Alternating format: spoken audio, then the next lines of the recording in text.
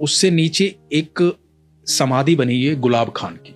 तो गुलाब खां जो है सारंगी बजाते थे अटारी पर, ठीक है, उनका काम था सारंगी बजाना। और उनकी एक छोटी सी बेटी थी राधा नाम की। तो राधा जो है वो बस एक बेटी थी, पत्नी उनकी थी नहीं।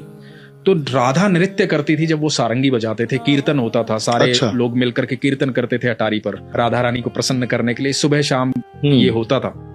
और यही उनकी दिनचर्या थी और यही जीवन यापन का साधन भी था। तो वहीं से उनको भोजन प्राप्त होता था, जो प्रसाद में मिलता था वही ग्रहण करते थे बेटी और बाप जो हैं। तो ऐसे करते करते समय बीतता जा रहा था, राधा बड़ी होती जा रही थी। जब राधा बड़ी हो गई तो वहां के गोस्वामी जी ने, कुछ लोगों ने कहा कि भाई राधा का विवाह कर दे, शादी कर दे।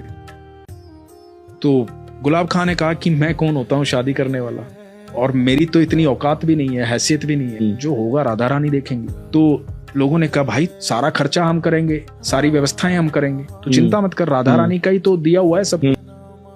तो एक लड़का देखा गया और राधा की शादी कर दी गई।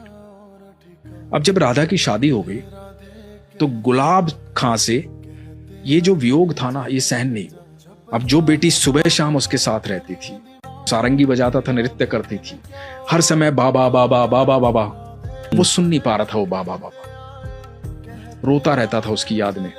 लोगों ने बहुत समझाया कि बेटी पराया धन होती है।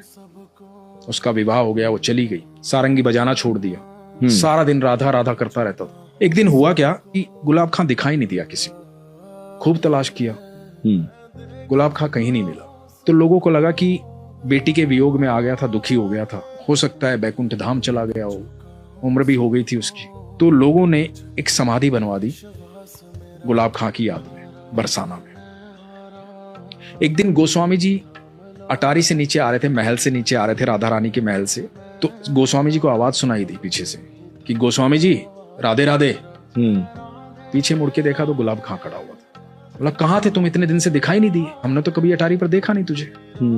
तो बोले नहीं, एक दिन क्या हुआ कि मैं रात को, उस दिन रात को सब लोग चले गए थे, मैं यहाँ रो रहा था, राधा राधा चिल्ला रहा था। एक छोटी सी बच्ची आई और बोली बाबा सारंगी नहीं बजाओगे,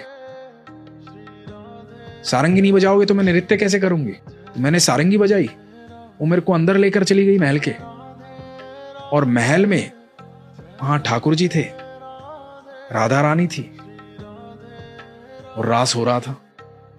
अब वो रास करते और मैं सारंगी बजाता हूं, मैं वहीं रहता हूं। अब मेरी राधा हर समय मेरे साथ रहती है।